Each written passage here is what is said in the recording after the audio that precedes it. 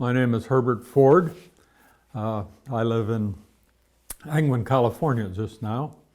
And I began my service to the church right out of college at Pacific Union College in the Southern California Conference, and served there for a couple of years, and then was called over to the General Conference to be in the Public Relations Office of the General Conference, and then from that point moved back to the Southern California Conference, and from there moved to the Pacific Union Conference, all the time doing public relations and industrial relations and religious liberty work for the church. And then from the Pacific Union Conference, we were called over to the Voice of Prophecy and worked with Elder H.M.S. Richards at the Voice for about 5 years in fundraising and in public relations. After that, we moved to Pacific Union College to teach at the request of the president there, to teach journalism and public relations. And did that for quite a number of years until 1981. And at that time got forced out of the classroom into administration at the college, and fundraising and public relations also. And then took a little side trip as the director of corporate communications at Adventist Health, which was the health organization of the church in 5 western states in the United States. And after that, returned back to Pacific Union College, again in administration of fundraising and alumni relations. Retired in 1989, so we've been retired for a number of years now. Moved back into the college from time to time to fill in when vacancies occurred in various administrative positions. And then in 1977, we began as kind of an aside to our teaching at the college. We were seen in the public prints, in the newspapers, radio and television, a lot of things about Pitcairn Island down in the South Pacific Ocean, which since 1890 has been basically a Seventh-day Adventist island. And the mistakes, the inaccuracies relative to the portrayal of the island and also our Adventist faith caused me to want to have a place, someplace where writers from any stripe or any way could check to get accurate information about both Pitcairn Island, which was a very famous island and is a very famous island, and excuse me, also about our Seventh-day Adventist faith. Pitcairn became famous, of course,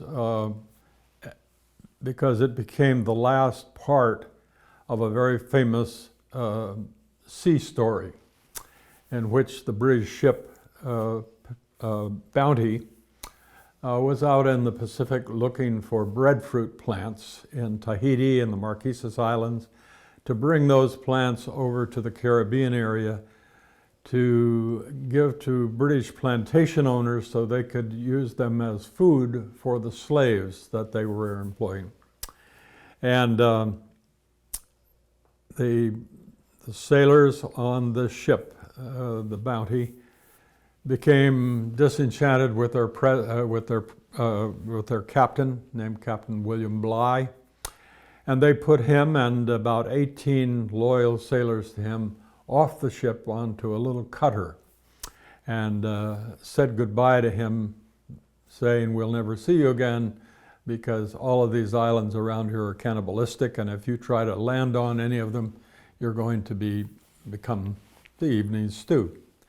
And Bligh, however, did make it back to England, and a ship was sent out looking for these mutineers from England. For their part, the mutineers put the Bounty back to Tahiti, where they had had a very enjoyable time. They found the feminine side of Tahiti to be very enjoyable, and that was part of the reason for the mutiny, actually. However, the Tahitians were not as happy with the mutineers when they came back because their captain was not with them. And so the mutineers realized they needed to get away and find a hiding place where they wouldn't be threatened by any natives or anything else. And so they went looking for all kinds of islands in the Pacific until finally they spied this little dot of land called Pitcairn Island way off to the east, and they went looking for that island, finally found it to be a very very acceptable place to them. It was a high island, not a low atoll in the Pacific. And they found there was water there, and it was a fertile island, very small, just 1 mile wide by 2 miles long. But anyhow, they set up shop there.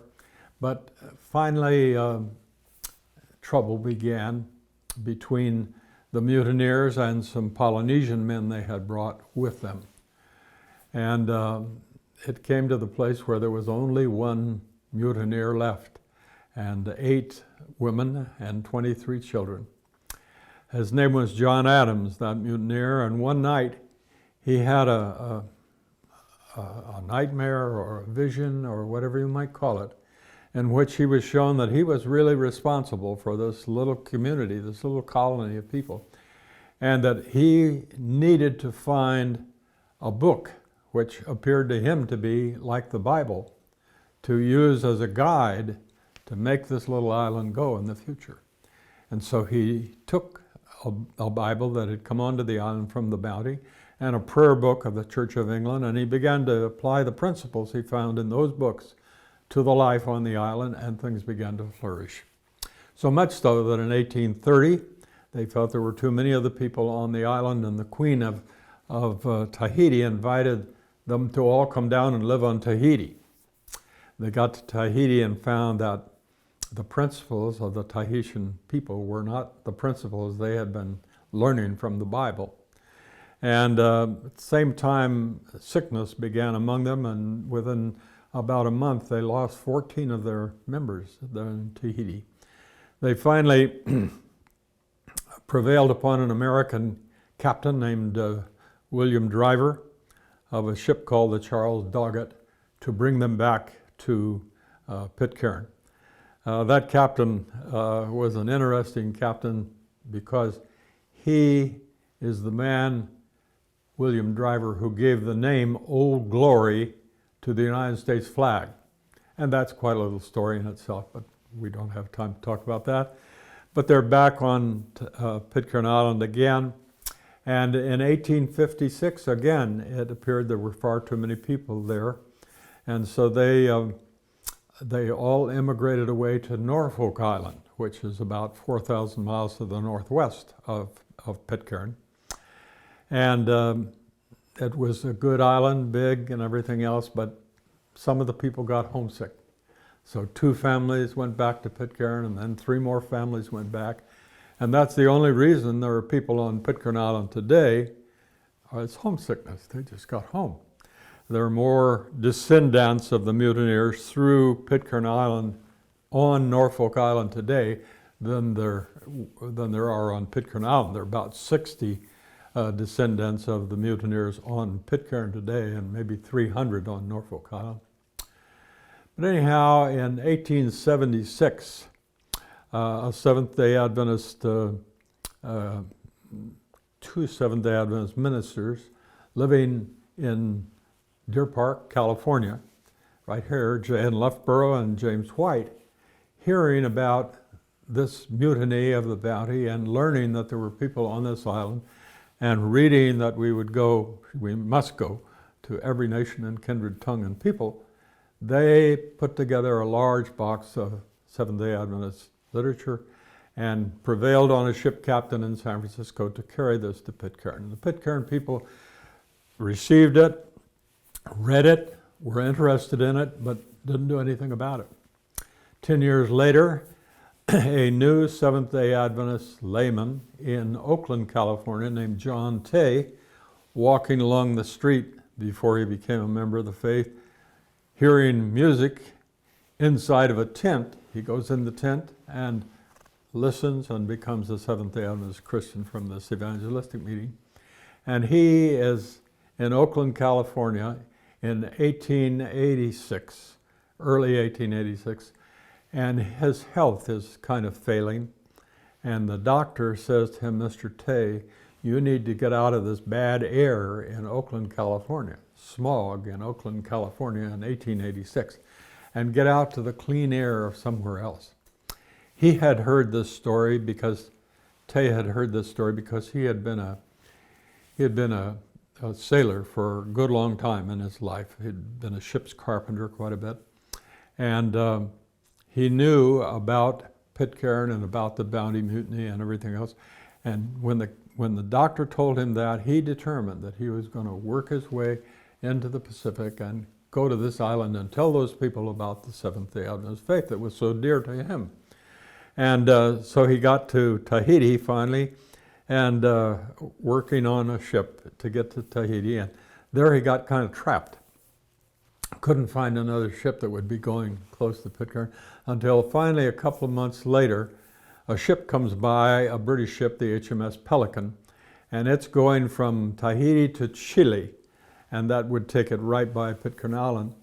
And so he prevails on the captain to take him to Pitcairn so he can tell these people about his faith. And the captain said, I'm not interested in taking some crackpot person down to these good people at Pitcairn Island.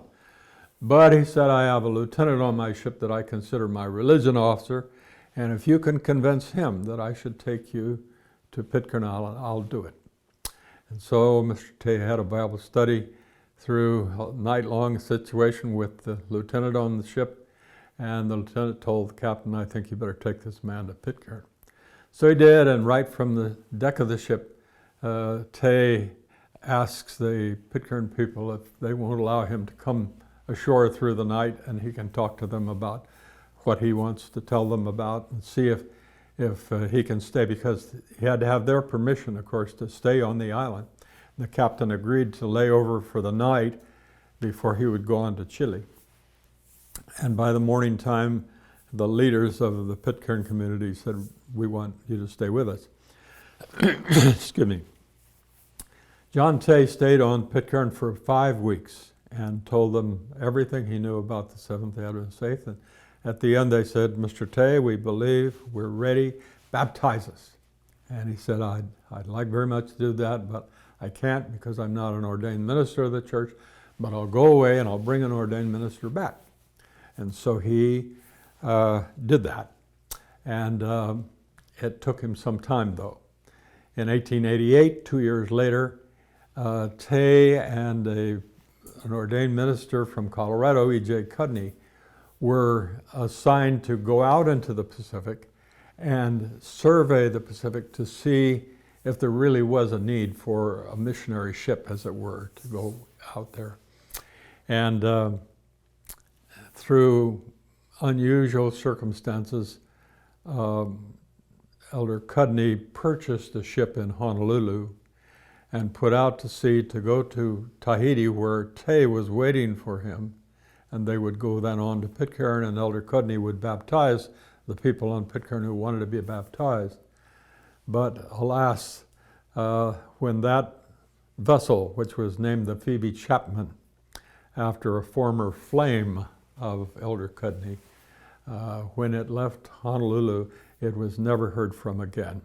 So the first Adventist missionary ship attempt in the Pacific Ocean went to naught.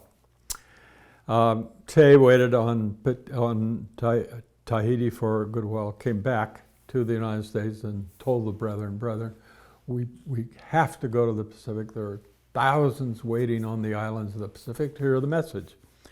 And so they said, well, this time we're going to build our own ship, make sure, because that other ship was wrongly built and wrongly ballast and everything else, and it put down into the sea. And so Tay and 2 others were made a committee, a good Adventist plan. Everything has to have a committee. So they were told to find the best shipbuilder in the United States to build a ship. So they looked all over the United States and finally settled on the Matthew Turner shipyard right here in Benicia, California, just not very far away from where Elder White and Loughborough were living, and sent that original literature down. And so Captain Matthew Turner built this ship they named her the Pitcairn. And he was so impressed with the mission of the ship that he, the captain of the shipyard, gave $500 just for that ship. And so the vessel made 6 voyages out into the Pacific. And on that first voyage, under the guidance of Elder E.H. Gates, most all of the Pitcairn people were baptized as Seventh-day Adventist Christians. And then the ship went from there to other islands and other islands and other islands.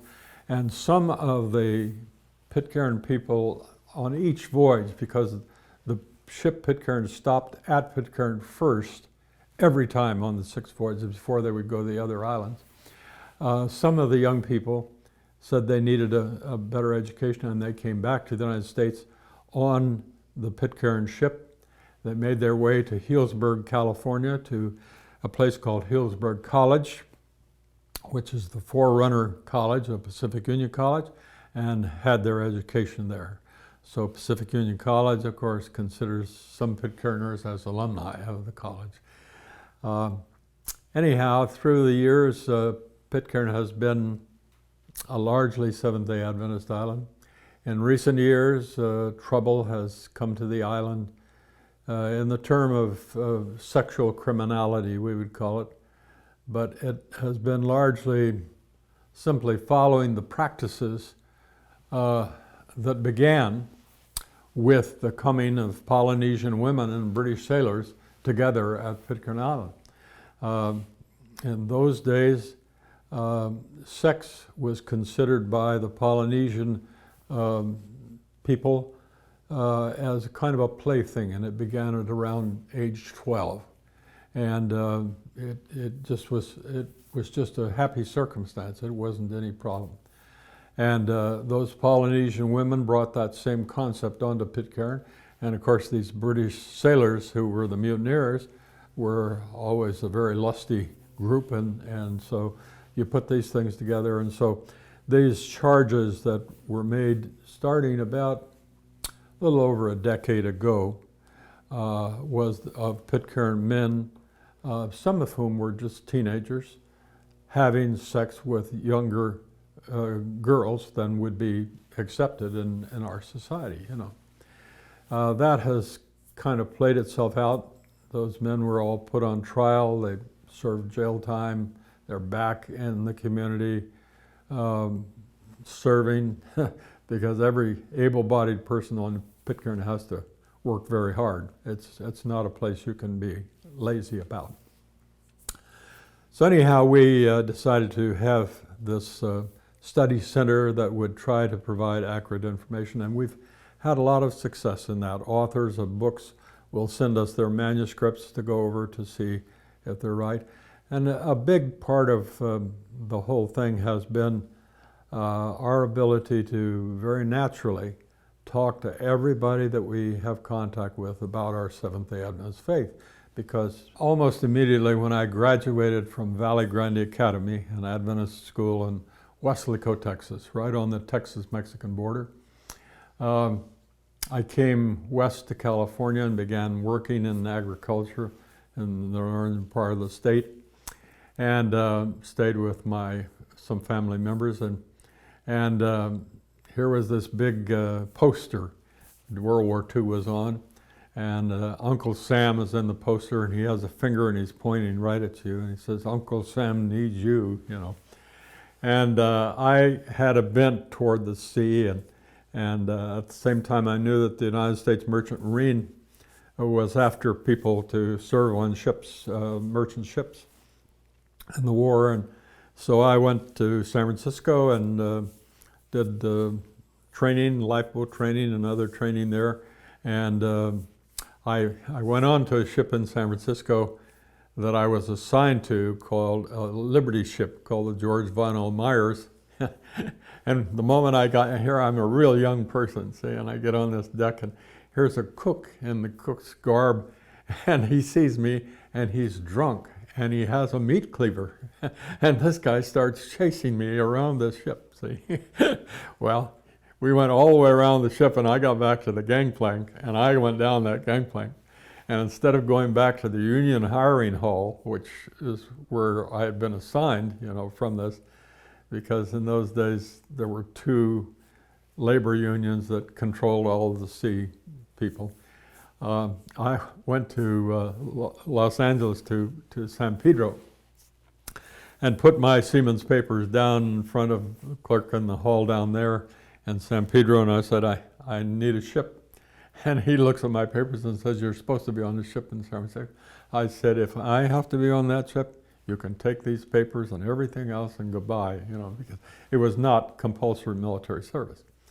And so he said, okay, and so he starts crossing out everything. So I went on a T2 tanker ship called the Fort George, and we sailed in the Pacific out through Ulithi in the Carolina Islands and up to Legazpi Bay in the Philippines, and went up behind the invasion fleet, not with the invasion fleet, that went up to Tokyo at the end of the war. And we discharged our cargo onto, we had bunkers, which is fuel oil for other ships. And we discharged most of our cargo on a large hospital ship called the Mariposa in Yokosuka Bay, and also a Navy tanker ship called the Tule Canyon, and then came back to the United States. I signed off my ship on November 25 of 1945 and went to my home in South Texas to enjoy time there, and it would be ending in Christmas or a little after that. But a few days before Christmas, I got a card from my draft board saying, back on your ship on 30 days from the day you left your ship before, or you'll be drafted. And I said, nobody is going to tell me what I have to go back on a dirty, stinking tanker on Christmas Day. And so I was home for Christmas. I went the next day to Brownsville, Texas, and I signed papers into the United States Army Air Corps, which is the forerunner course of the United States Air Force today, and came to San Antonio and did a bunch of KP work there, peeling potatoes and cracking eggs, and then was assigned to basic training at Shepherd Field, which is on the Red River in North Texas. And at the end of the training, just when I came back from bivouac on the last day of basic training, there's a note on my bunk saying, report to base classification. So I go to this office, and here's a major, and he says, I want you to go back to your room, pack up your gear, and in 2 hours be at the train station. Usually it took about 2 weeks to transfer off the base from basic training. So I got on this train with one other person from my unit, a young man named Anawalt. And we ride for a day and a half or more and get out in a big train station, and here's a 6x6 Army truck, and we get in and we're going around this big city, and we turn the corner and I see this domed building, and I say to Anawalt, I said, that looks just like the Jefferson Memorial. And he said, you dumbhead, he said, it is. And we turn again, and here's this big obelisk, and I said, that looks almost like the Washington Line. He said, well, you stupid. He said, it is. And I said, we must be in Washington, D.C. And he said, we are. We were assigned to, out of the Air Corps, into the Army to Fort Myer, the south post of Fort Myer, which is an Army post which provided enlisted personnel to work in offices in the Pentagon building. The post is right next to the Pentagon building. And so we go over to the Pentagon building, and we're saluting everybody as we go, to basic rock recruits, And these people are they're looking at us, saluting, but kind of laughing. We get in the building and come to the office where we're supposed to go and pull ourselves up in front of a bird colonel, big salute. And he gets back in his chair and he starts kind of roaring almost. He says, have you fellas been saluting everybody when you come here? Yes, sir, we said. He said, well, stop that. He said, we don't do that around here or we'd lose our arms, he said. So anyhow, he asked me if I could purple type on pink paper. And I said, sir, I don't know whether I can or not. I don't know. Sit down over there and type, he said. I go over there, sit down and type. Purple type on pink paper. I come back and I say, sir, it's just like black type on white paper. And he says, okay. He says, we'll start your checks. So they were starting a 4-way security check because this was a G2 office, intelligence office in the Pentagon building. And before those clearances came through, orders came through that all Army enlisted personnel in the Pentagon were going to be assigned overseas. And I didn't like that because I hadn't signed up to be in the Army at all. I'd signed up to be in the Air Corps.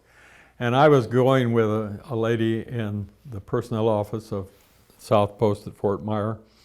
And I told her my dilemma. And she said, well, what do you want to do? I said, well, I want to be back in the Air Corps. And I said, I want to stay quite close to you, too.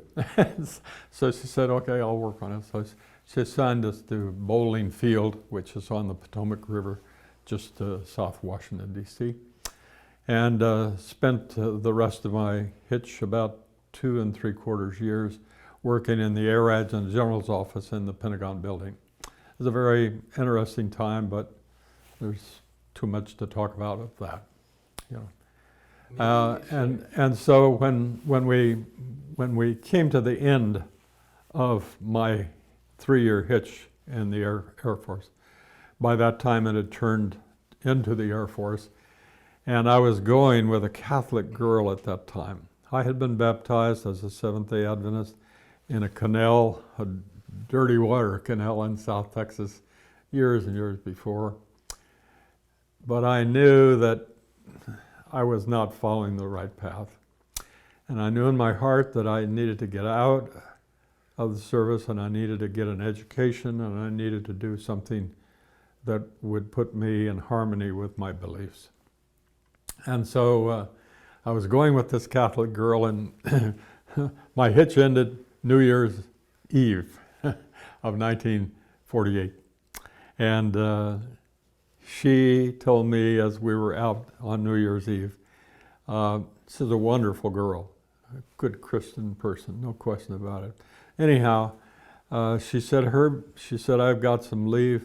She said, tomorrow, and I was asked by a colonel in the Pentagon building that I worked with to drive his new Mercury vehicle down to his parents in San Antonio, Texas. And I lived 300 miles south of San Antonio, my home.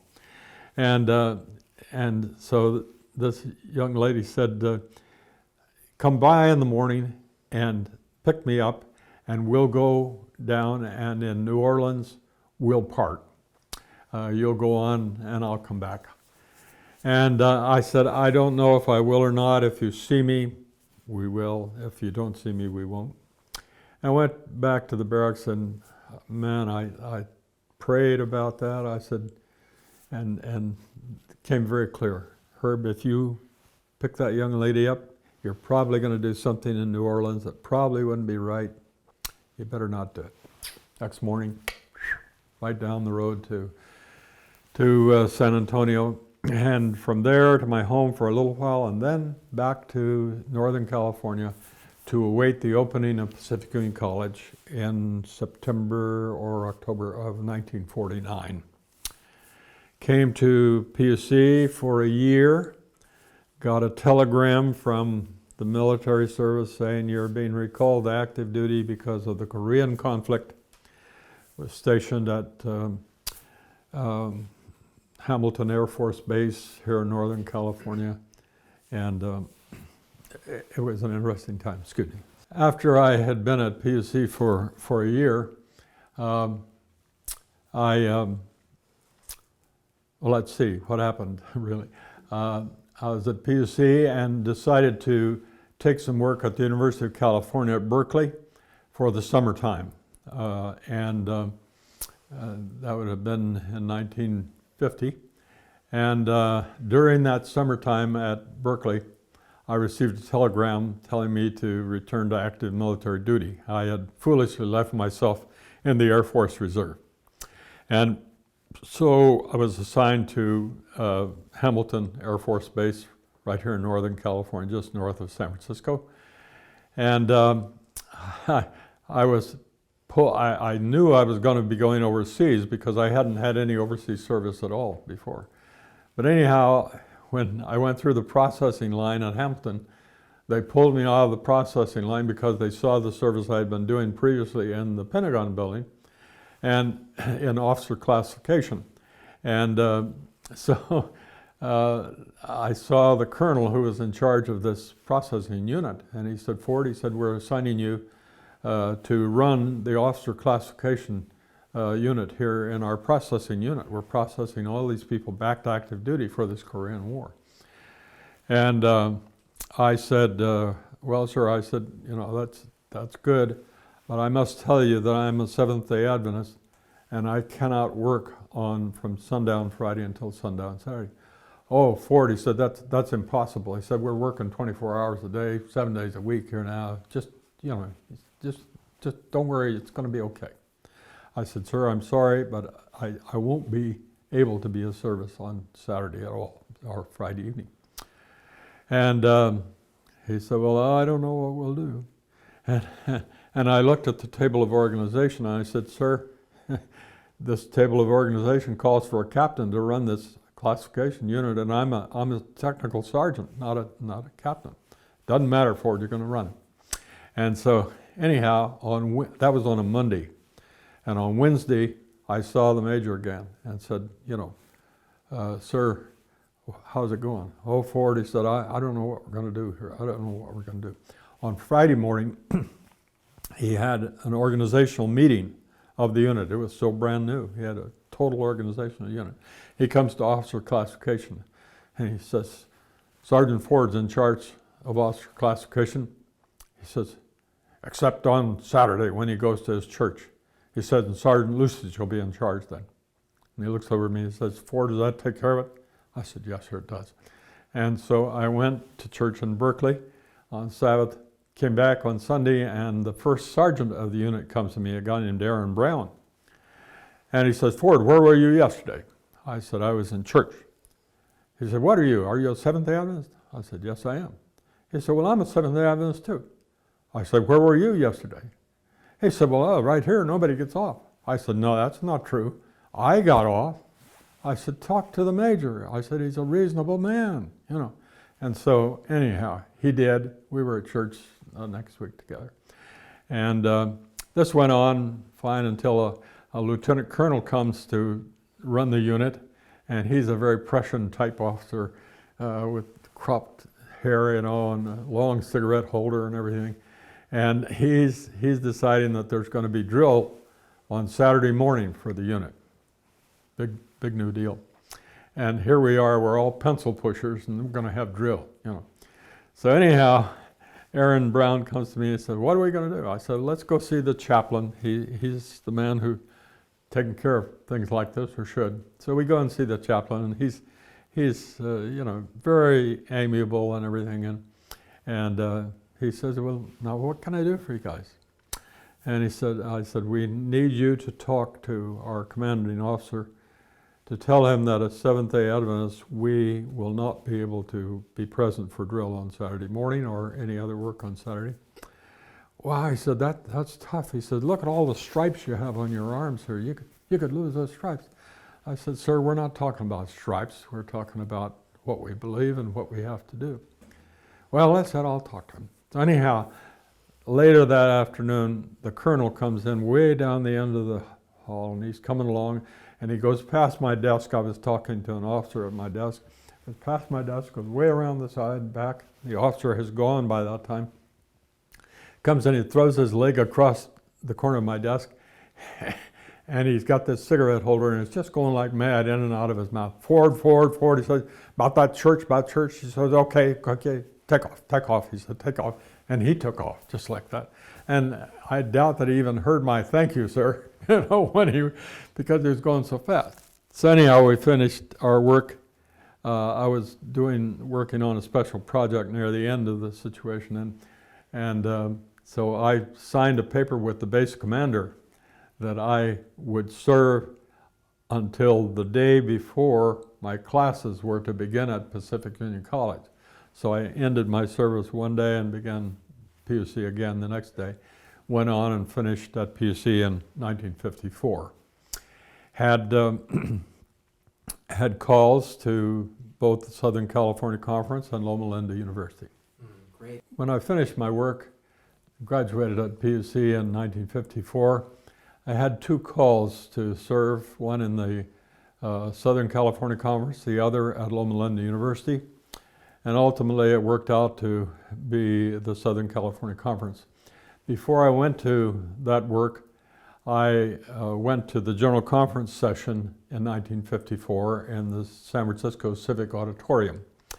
And I did legwork in the press room for the General Conference session under Howard Weeks, a wonderful man. And he assigned me one evening two evenings before the General Conference sessions began, to go with a very short photographer to help make sure that he got the pictures he needed, because the Chronicle, the San Francisco Chronicle, was going to do what's called a wraparound for the General Conference session. What they do is they take 4 pages and fill it up with pictures and stories about the convention that's going on, and just wrap it around the regular newspaper. But it looks like that there's been tremendous coverage of the session, you see. But anyhow, this photographer, as I'm going along, I realized that this man is Joe Rosenthal, and he's a staff photographer for the San Francisco Chronicle, but he is the man who took the most famous war picture of World War II, at least as far as the United States is concerned. I'm sure it had its effect all around the world, the raising of the flag on Iwo Jima Island. And in my academy days in South Texas, I had been a classmate of a young man named Harlan Block. And Harlan had left the academy and gone to Weslaco High School in Weslaco, Texas, where the academy was there. And he had joined the football team of the Weslaco High School. I, for myself, had finished, and as told, I came out to the west. And I lost track of Harlan. But anyhow, in this famous picture, I had heard off and on, because I had lost track of Harlan so much, that Harlan Block was one of the persons who raised that flag on Iwo Jima. And so as I'm going along with Mr. Rosenthal, I said, you know, I had a classmate in South Texas who I have heard was in your picture of the raising the flag. And he said, well, what was his name? I said, his name was Harlan Block of Weslaco, Texas. And he said, yes. He said, he was in the picture. I said, well, how do you know he was in that picture? You know, it was long ago and far away and under tough conditions. Well, he said, I have to come back tomorrow night and take more pictures here at the General Conference session. And he said, I'll show you. So the next night he comes, and he has with him a little khaki-covered, stained Associated Press combat photographer's notebook, just a little thing. And he goes through the pages, riffling along, and stops there. Harlan H. Block of Weslaco, Texas, that your guy? I said, yes, sir, that's my guy. And this is what he had written from the people. Well, there had been quite a bit of controversy about who that lower person was on that. But because in that picture, you don't see faces. You see a profile of a face maybe, but everybody else looking away. And when Harlan Block's mother, Belle Block, her name was, when she saw that picture, she immediately put her finger on that picture and says, that's my boy, for Harlan. And her daughter, Maureen, said, Mom, how can you know that's Harlan? You can hardly see him, you know, just a broad back. And she said, it's my boy. And it turned out to be. And of course, the family had except the father, more or less, had always tried to get Harlan to steer away from sports and everything else that would keep him away from his Adventist faith. But the whole football team decided to join the Marines. And so Harlan was in that picture, and 3 weeks later, a Japanese shell blew his whole middle out. And the moment he got hit by that shell, according to the people around him, he just yelled, "They've killed me," and he was dead, just like that. So it was a very sad thing, but anyhow, we went on then to the Southern California Conference and enjoyed our work there very, very much, and were called after about a year and a half to the General Conference in the public relations work. We're there for a little more than a year also. After our work in the Southern California Conference, we were we were called then to work as an assistant secretary of the Public Relations Department of the General Conference. And there we did a lot of work of passing Seventh-day Adventist news on to the non-Adventist press. It's always been through my entire time of service that I believe that we do not do the job that both Ellen White and the Bible tells us to do. Ellen White is very clear. She said, "Let the press be utilized and let every advertising agency be employed to call attention to the work." And of course, the Bible tells us to let our light so shine before men that they may see our good works and glorify our Father who is in heaven. And you don't let your lights shine by sitting in church and just, that's all you do, you know. And so anyhow, one of the ways I tried to do that in my little work in the General Conference office there was I would take the reports that came from all over the world to the Review and Herald, which was situated right next to the General Conference building. And we would take those little reports, just very short, brief bullets, we would call them, of information about our work, and compile them in a whole list of probably no more than 200 to 300 words total. And I would take them to the National Press Building in Washington, D.C., downtown Washington, and go through 14 floors of press offices of newspapers and media of different kinds from all over the world, because Washington, D.C. is such a news capital that all over the world, the big papers and big TVs and everybody else send representatives to cover. And those little blurbs began to appear on newswire services and in papers all over the country. Before we left, we were very, very happy to see that happening. And we were called to leave the work there in the General Conference and come back to the Southern California Conference. And as we came back, we were asked to coordinate a television program called the Adventist Hour, in which we would have we utilized a 5-man remote television crew from KTLA in Los Angeles, and we would go from week to week to different Adventist churches of the conference and televise the service.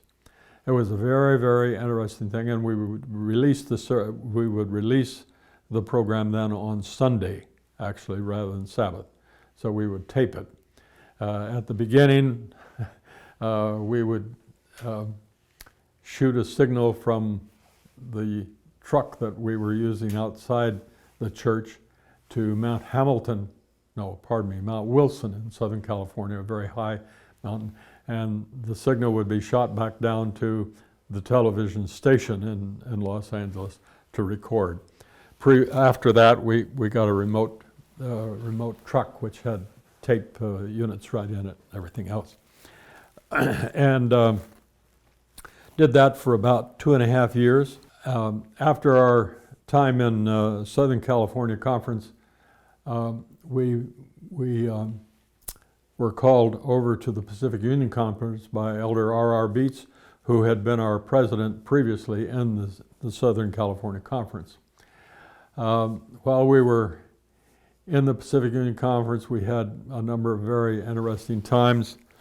I always, because I wanted to keep up with the news and see what I might capitalize on the news and somehow embellish it or change it or something with news about our faith, I kept a little radio by my desk all the time. And one day I had the General Conference Communications Director, his name was Elder E.W. Tarr, T-A-R-R at that time, by my desk, and we were talking, and suddenly I'm catching from that little radio that the President of the United States has been shot. 1963, I believe it was. John Fitzgerald Kennedy. And I told Elder Tarr, I said, "You'll have to excuse me for just a minute." And so I got up from my desk and I walked into Elder R.R. Beets' office and I said, "Elder Beets, the radio's reporting that John Kennedy has been shot. Don't you think it would be a wise thing for me to send a telegram in your name to the White House, to Mrs. Kennedy, to express our condolences on the death?" I realized that she wasn't there at the White House. She was in Dallas, but at the same time, I knew that she would hear it, see it. And wouldn't you know that within about an hour after that, I was listening to the radio and hearing that among the first messages received in condolences to the Kennedys was a message from the Reverend R.R. Beets of the Seventh-day Adventist Pacific Union Conference. And it simply shows that we can seize the opportunity when we wish. But we ended our service in the Pacific Union Conference by a call from the Voice of Prophecy. At the Voice of Prophecy, we had a wonderful time working with Elder H.M.S. Richards. We were in fundraising and in public relations for the Voice of Prophecy. And I was always looking for ways to try to get the name of the Voice of Prophecy in the public prints. And one of the ways that we were able to do that was that Eddie Pullen, the chief engineer of the Voice of Prophecy, had established radio contact with Tom Christian, who was the radio officer of Pitcairn Island out in the South Pacific Ocean. And I would sit with Eddie every time as he's in ham or amateur radio contact with Tom Christian. And almost every time there would be some interesting little news happening from Pitcairn Island. When our conversations with Tom Christian on Pitcairn would end, I would go to the telex machine in the Voice of Prophecy and prepare a little news story, and I would send it very widely to news agencies, not only in the United States, but all around the world. And we began to see the Voice of Prophecy name appearing quite frequently, because it would always be that Pitcairn Island was reporting to the Voice of Prophecy, the radio broadcast headquarters of the Seventh-day Adventist Church in Glendale, California. And so that was an enjoyable part of the work. And then also I tried to do things that would call attention to the Voice of Prophecy in other ways. I hit on the idea, and of course some others had the idea earlier, I'm sure, but the idea of having the Bible being read through by the staff of the Voice of Prophecy continuously at the stroke of midnight of a new year. And I added to that invitations to different people in the world to read a certain portion, and then our chief engineer would feed that portion into the reading where it should go. I invited all the governors of all the states of the nation to read a chapter that we would assign to them, you know. I remember we invited the man who had been the longest captive during the Vietnam War to be a reader, and just all kinds of people like that. Some movie people, you know, a lot of others. During that time also we worked with the youth outreach program, a new youth outreach program of the West Prophecy called The Way Out, The Way Out. And we worked with people like Johnny Cash, the country western singer, and Herb Alpert, who had a musical organization. A number of those people, we had them do little gratuitous radio spots for us, and we would release these from The Voice to radio stations all around the country, and it would encourage young people to write for this Way Out program. It was an interesting thing because we had prepared a piece of music about it also, called The Man from Way Out. And it had a little jumpy tune, and in those days you didn't have too much of a jumpy tune going around. But we had the General Conference brethren come in for the Voice Prophecy Board one day, and one of the most conservative of these men was one of the treasurers of the General Conference, an under-treasurer of the General Conference.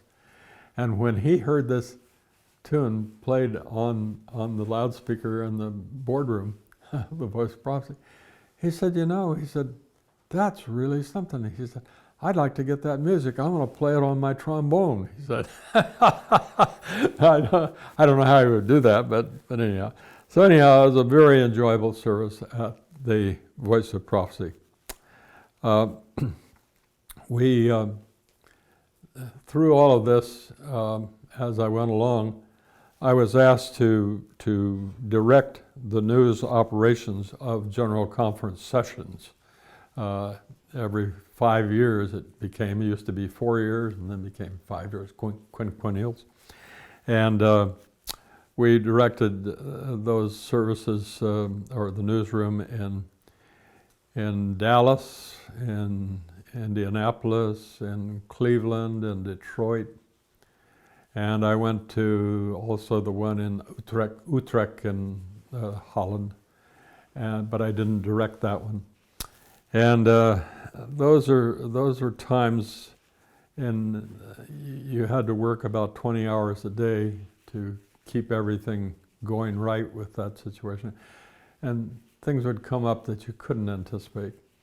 At the one in Dallas, Texas, I had a man walk in one day and throw down one of the delegates, and threw down a bunch of leaves in front of me. And I suddenly realized these were marijuana leaves. I said, where'd you get those? He says, I found them on the sidewalk out here, growing in the sidewalk in Dallas, Texas. What shall I do about them? I said, well, if I were you, I'd go to the police and tell them about it. He did, and a little story developed in the Dallas Morning Herald about this delegate finding these things, you know, which was a nice way of calling attention to the session in town. Again, in Indianapolis, I had the religion writer, religion editor of the Indianapolis Star walk in, and she threw down this little folder that were made of kind of newsprint paper, and it looked, you know, just, I don't know, it didn't look attractive, let's put it that way. She said, are you doing this? You know, meaning, is your church doing this? And I said, frankly, I don't know. I don't think so. And so I opened it up, and here was a group from Arkansas of Adventist lay people who had made this up, and this was excerpts out of the Great Controversy, but done in such a sensationalistic way. She said the bishop brought these to me, meaning the bishop of Indianapolis, the Roman Catholic bishop, and he said, this is all over the city. I said, well, she said, do Adventists hate Catholics? I said, you know, I have to tell you that I don't believe that there's 1/1000th of the membership of the Seventh-day Adventist faith that hates Catholics. I think they have questions about the history of the Catholic Church in terms of the way in which I think I said they use the Catholic faith. I think that's what I said. Well, anyhow, that caused quite a stir. And Shirley Burton was in charge at that time. I was second to her in that. But we had questions from a number of our conference presidents, you know, about why would we have any, you know, why would we dispossess, I think the idea was, these good people. And I told them that we didn't dispossess them at all, but I also sent with them the counsel of Ellen White that we should not put the objectionable points of our faith forward first, you know. And this, of course, was cold turkey to most everybody in Indianapolis. They thought they were doing right. But anyhow, it's a lot of enjoyment to be able to take the words of the brethren and the reports and everything else and pass them out as widely as we could. That just gives me a lot of good feeling. So anyhow, yes. Sorry, go ahead. Pardon me, I shouldn't have done that. No,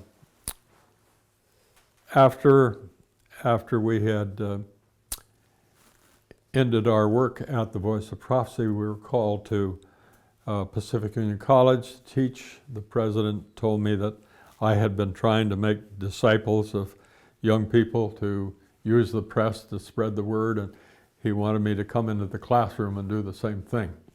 And so I came to the college and began doing that. Very enjoyable situation. And to try to practicalize things, I would just write letters of invitation to people anywhere and everywhere to come and talk to our public relations classes and others. And I can recall one time asking the public relations director of a huge multi-billion-dollar conglomerate in Houston, Texas, a petroleum conglomerate, to come and speak to our class. And I told him, I said, you're going to see about 15 or 20 students at the most, but we'd really like to have you come. And I thought, I'll never get him. And he showed right up on time, you know, paid his way from Houston, Texas and everything. And finally, in 1981, the president came to me and said, Herb, we have some public relations problems with the college, and I need you to come out of the classroom and into administration and help us solve these things. And so we worked at that for a short time, and because of some health problems, I went back into the classroom again. And not long after that, I was asked by Adventist Health to come in Glendale, California, to be their director of corporate communication, and we did that for a short time. I came back to Pacific Union College in about 1983 and served in not public relations, but fundraising and alumni relations for the college until 1989 and retired at that time. We had started the Pitcairn Island Study Center in 1977, and after my retirement I began to spend more and more time in active directing of the study center. Until today we have the world's largest collection of material about what we call the Bounty Saga. That includes the captain of the ship Bounty, the name of the ship itself, and Pitcairn Island and Norfolk Island, to which I think I said that all the Pitcairners immigrated away to in 1856, and then some of them came back to Pitcairn Island. We've been happy to author about a dozen books in all.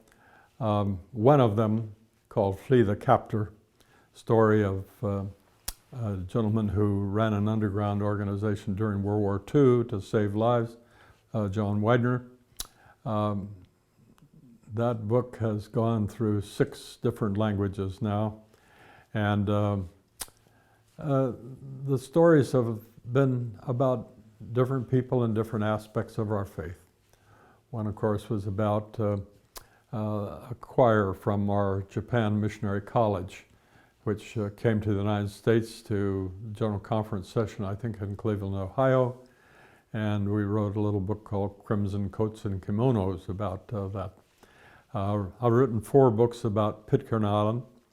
One that I spent about 5 years and over about 8 different countries in researching is called Pitcairn Port of Call. And what it does is record every ship that is called at Pitcairn Island from the time the mutineers came there in 1789 until, at that time, for the first edition of that book, would have been in 1990. And then we wrote a second edition of the book, which comes to 2010. Whether or not we'll do a third, I don't know. But all of the books we've written, books about, wrote the story of Elder Denton Reebok and his very innovative missionary work in China, and did a book about young men who served as medics in Vietnam called No Guns on Their Shoulders. Went to Greece with members of the Loma University Heart Team, did a book called Affair of the Heart, and just a lot of interesting work like that. In 1971, while I was at the Voice of Prophecy, I saw a notice that there was going to be a great celebration in Iran of the 2,500th anniversary of the founding of the Persian Empire by Cyrus the Great. And I realized that I was pretty close to the date of when the thing was going to start, but I counseled with Elder Richards, and he said, Herb, he said, I want you to go there if you can at all. And so anyhow, I made my application, and it came to the place where I was going to a conference in Arlington, Virginia, from Glendale, California, where the Voice was. And I knew when I went to the conference, I didn't have an invitation to go, and you couldn't go except by invitation. And I didn't have an invitation when I went, and I knew that if I didn't have an invitation by the time I was ready to come back, that I wouldn't be able to come back to Glendale and then fly all the way back to Iran again. And so the last day, the last hours of the convention in Arlington, I called the Iranian embassy in Washington, D.C., right across the river from Arlington. And I asked if there was an invitation for me. And the embassy official said, no, Mr. Ford, he said, I'm sorry, there isn't. But he said, he waited just a minute, he said, but wait just a minute. He said, there's messages coming in right now from Iran. And I said, fine. And he comes back to the telephone and he says, is your name Herbert Paul Ford? And I said, yes, it is. Oh, Mr. Ford, he said, I am so happy on behalf of the Iranian government to invite you to the 2,500th anniversary. And so I got on an airplane that evening to New York City instead of coming back to Glendale.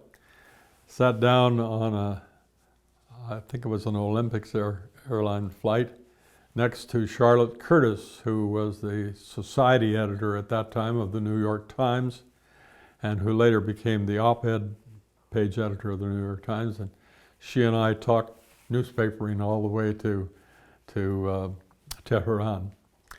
And we spent 2 weeks in Tehran. in Shiraz and in, what is the name of the beautiful city between the two? Anyhow,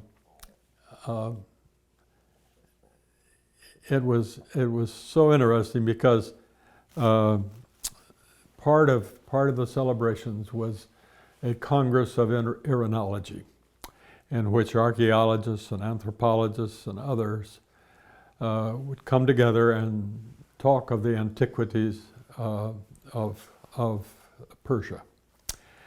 And in preparing to go, I had studied a lot of literature about what was happening and what had been happening all around it. And in one of the journals that I had read, Cyrus was characterized by an editor as being a typical Oriental despot.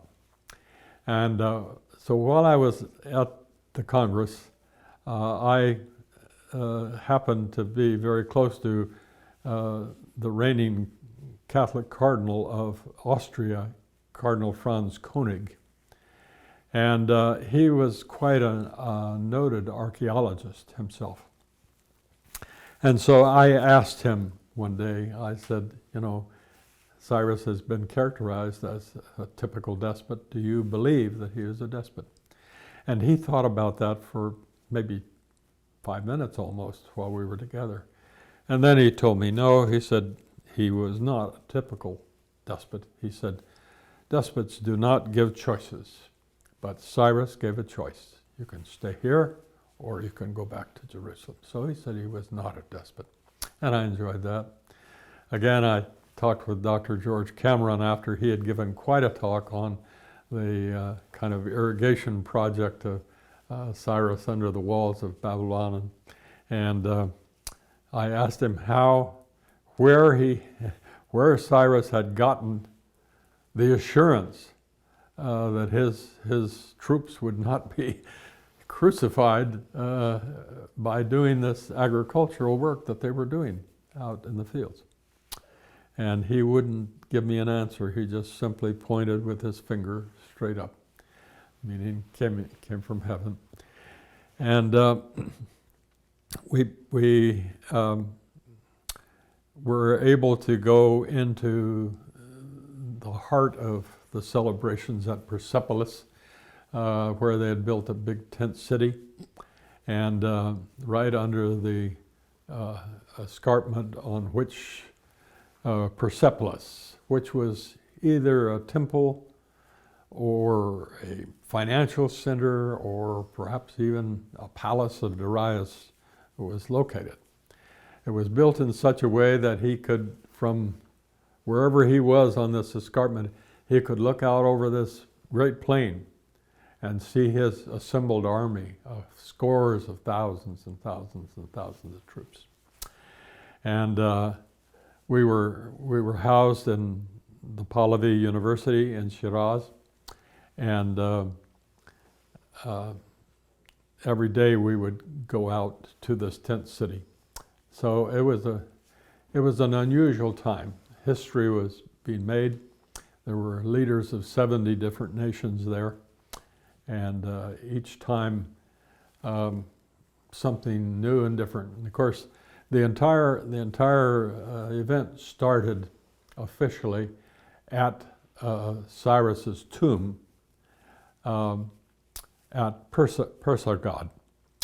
And it was so interesting because on 3 sides of the tomb, I had been at Cyrus's tomb in 1969 on a tour with Elder Richards and about 100 other people. And at that time, there was this stark white tomb surrounded by total desert. I mean, you know, there was just nothing spark. I came in 71 to this event, and here's a great forest all around the tomb. And here's a great red carpet, wide red carpet that comes from the tomb out to a certain point, and then another red carpet transects it. And here's a huge stadium-like thing in which the representatives of 300 different religions were invited to this event, one of whom was one of our Seventh-day Adventist ministers from the General Conference. And over here was the press place, where 1,000 people of the press were. I was right down here in the front, and right standing in front of me there was an Iranian soldier with a submachine gun, which always seemed to be pointing right straight at me. And that kind of bothered me. But anyhow, around this tomb on 3 sides were 10,000 Iranian soldiers who had been selected, men and women, who had been selected for their voices to sing a great hymn in honor of Cyrus. And when in that high desert setting, on a quiet, still day, to hear those 10,000 voices sing, I'll tell you, it just lifted you off your feet. It was amazing. And in the forest out along the way, if you looked real close, because the forest didn't extend too far, you could see troops out there with guns on their shoulders, making sure that nobody was going to crash this party, you know. And the Shah and his wife, Queen Farah, both came on separate helicopters. They moved on different aircraft each time, so that the entire family would never go down at one time. And that was the beginning of that big event, and it was a situation that was heralded, you know, widely over the world. And I was able to give a little message from Elder Richards to the Emperor Haile Selassie there at this event, and also to use the name of our faith in an appropriate way with a number of other leaders while we were there too. So it was really good. We were invited to go out to the tent city one of the days of the celebration to look into these tents. And these were special tents. They were round. They were inside. They had heavy brocade material, rich carpeting of all kinds. The bathroom facilities were all gold-plated. It was anticipated that each tent cost about $250,000. And as I went out one day to be able to go into the tents, we got through the checkpoints, and they put us into a very large tent, not of the kind that we were going to look at, and gave us boxed lunches to begin eating. And that, of course, told us that they weren't going to let us into the tents themselves for a while, because they did that every time when things weren't going right. So anyhow, I'm there eating some pistachio nuts for my lunch, and in walks Zubair Ali. Zubair was the director of television for the country of Pakistan. The first day in going out to Parsagod for the Cyrus's tomb, what happened there was the Shah came and read a proclamation of honor to Cyrus as the founder of the empire. And as we're going out that day, I'm sitting with Zubair, and he's telling me of some family problems he has. And I referred him to some Bible verses, and thinking that he probably didn't have a Bible around because I didn't know if he was a Christian or not, I said, I have a little Bible, and when we get back to the dormitory, I said, I'll loan you my Bible. And so I did, and anyhow, we became very, very good friends while we were there. And so on the day I'm in this big tent eating pistachio nuts, in walks Zubair Ali. Herb, he says, what are you doing here? And I said, I'm being quite unhappy because we're not able to go in the tent. Oh, he said, I'll take care of that. He said, I have a car, come outside, and I'll take you right in. And so we go out, and here are the other members of his television crew outside.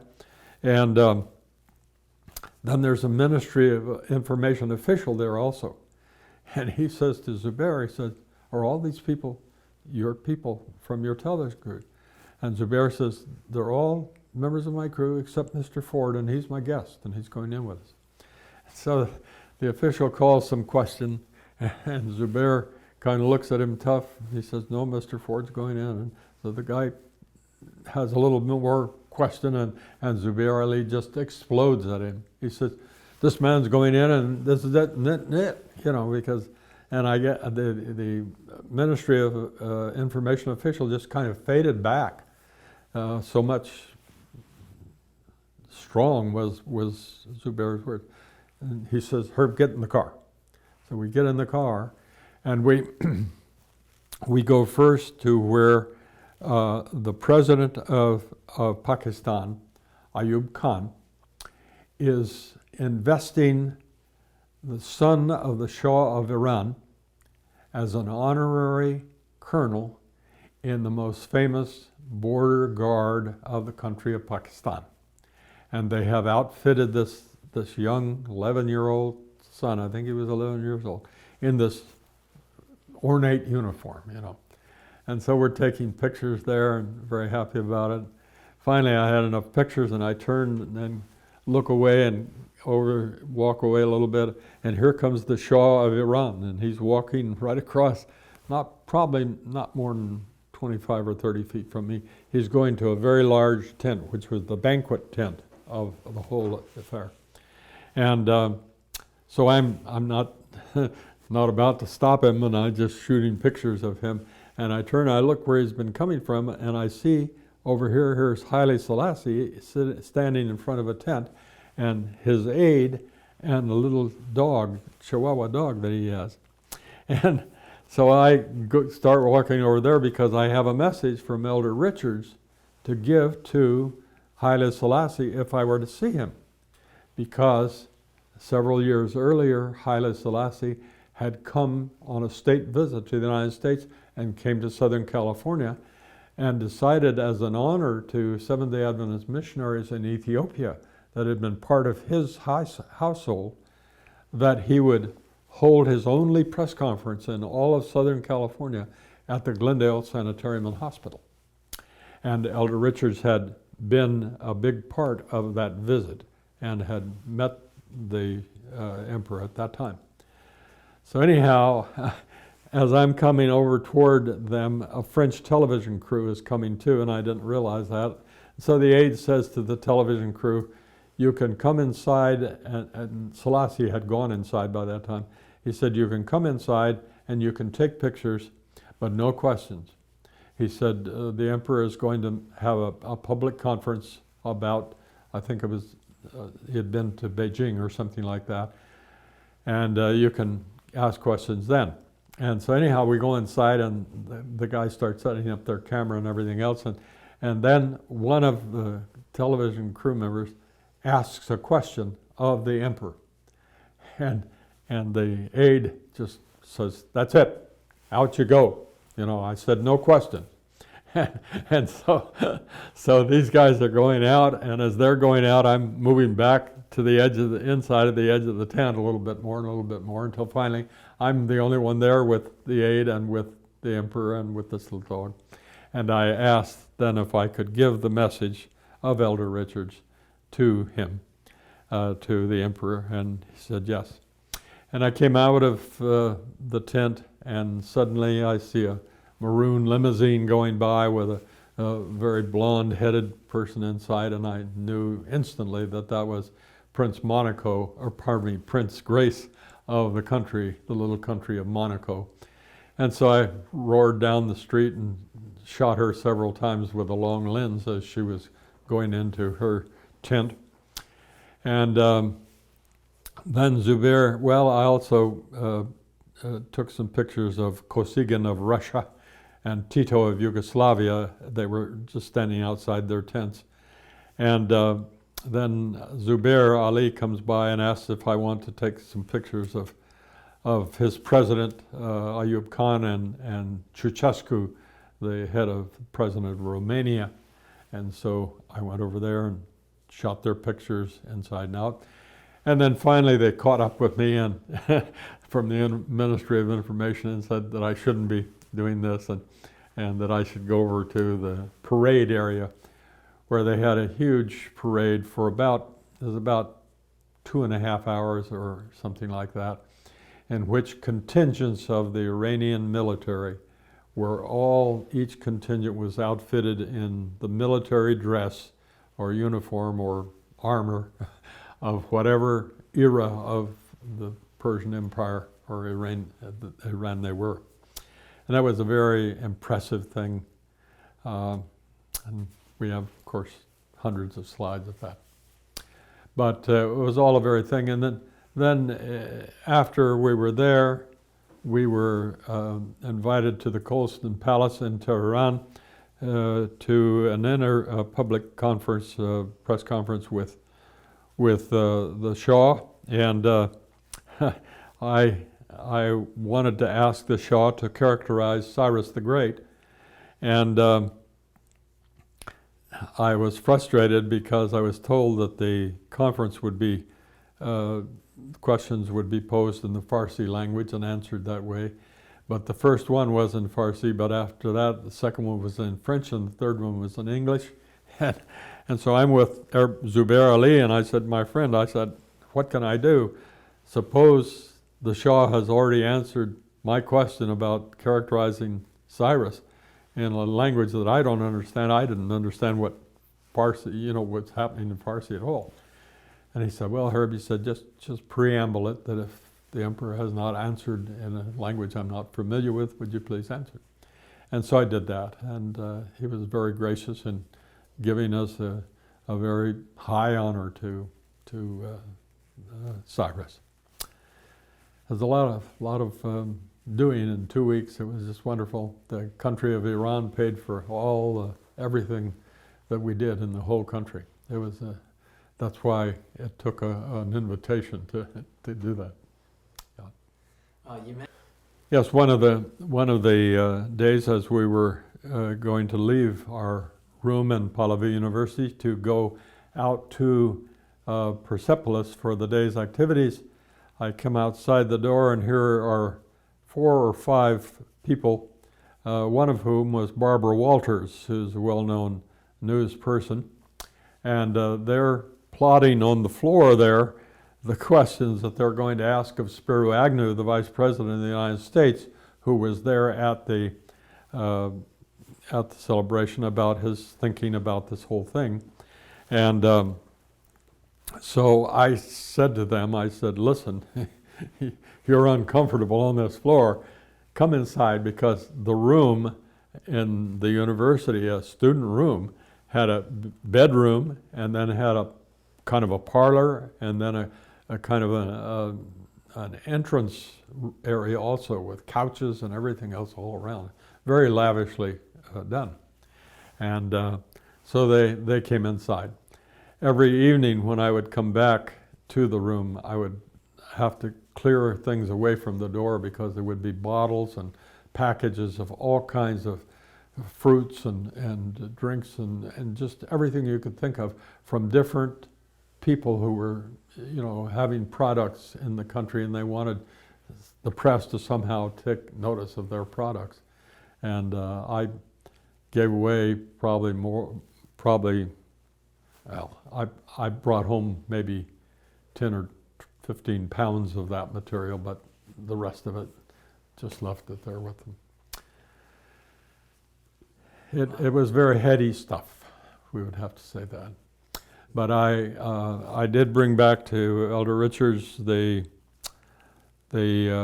things he wanted, particularly from the Congress of Uranology, and he used most of it, I would say most of it, in several of the broadcasts that were done when he talked about Babylon and Persia and all of those areas, Yeah. Wow. Well, first of all, I would only say that if you do that, if you do spread the truth about the Adventist faith, you're only doing what the Bible and the leaders of our church encourage should be done. I also believe that it is a matter that has consequences, positive consequences that you really can't imagine. To the new pastor, for example, who comes into a community, he is ignoring a little portion of his ministry. He may not want to consider it part of his ministry, but it is part of his ministry. He ought to be going to the chief of police of the town and saying, I just wanted to meet you. I'm the new Seventh-day Adventist pastor in town.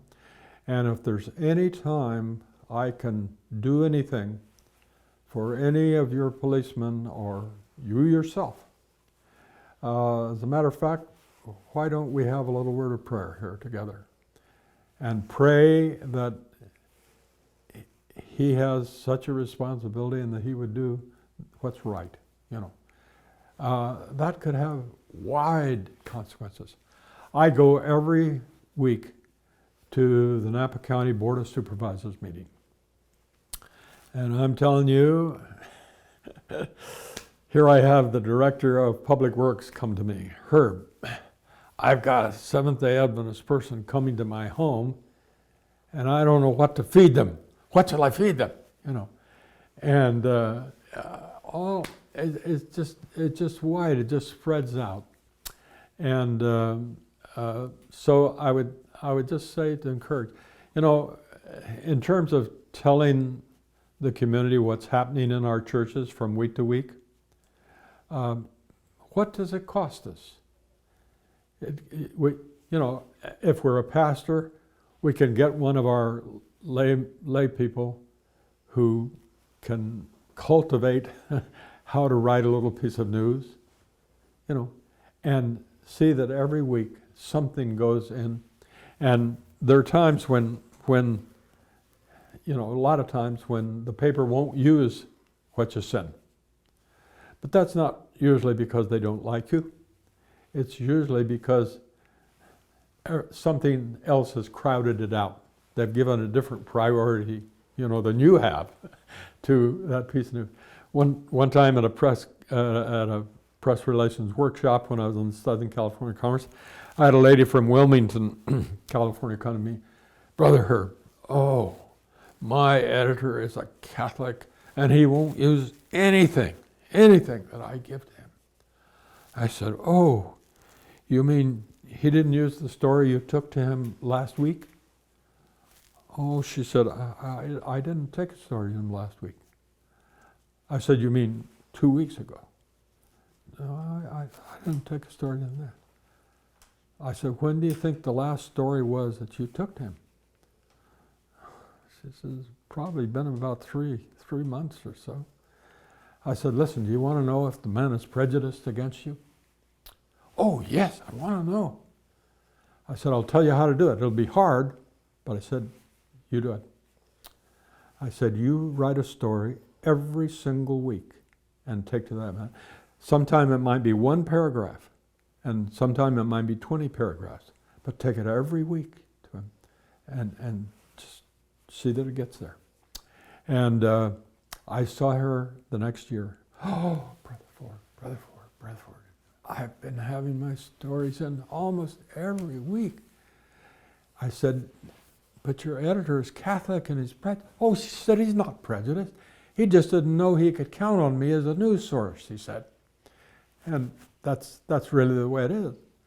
And so often, when I first went to the Southern California Conference as a public relations director, I knew that whatever it took, I had to face hard-nosed editors, And the first week I was there, I wrote a story and took it to the Los Angeles Herald Express. The Herald Express city editor was a woman. Her name was Agnes Underwood. She had had a couple of books written about her, as being a hard-nosed editor, that it's just terribly hard to get anything by her. And I walked into the city room of the Herald Express. Talk about scared. I was scared. And I looked way across the city room, and way down there, I saw this person hunched over with a green eye shade over a desk. And I knew that was Aggie Underwood. I made my way over, got close to the desk, dropped my story right in front of her. I'm Ford. I'm Herb Ford from the Seventh-day Adventist Conference, and I brought a story for your consideration. And what did I get? I got a grunt. One grunt from her. And I fled out of that room. And the next week, I came and I put a story on her desk. And I got a grunt again, one grunt. The third week I came, and suddenly she looked up, "You're Ford from the Adventist." Yes. Dropped my story and ran, When I got called over to the General Conference in Washington, D.C. after about a year and a half in the Southern California Conference, I came with one of my last stories to Aggie Underwood. And I came to her desk. "Herb, sit down," she said. "Sit down." I sat down. She said, "They tell me you're going over to Washington. Why are you going? I want to know why you're going. What's wrong with the place around here?" So I explained about calls, And she said, "Well, I want you to write me." She said, "Tell me what you're doing." I said, "I will." And I did. But it's just a change, If you're faithful, the Lord helps. That's it. Yeah. Well, my name is Herbert Ford.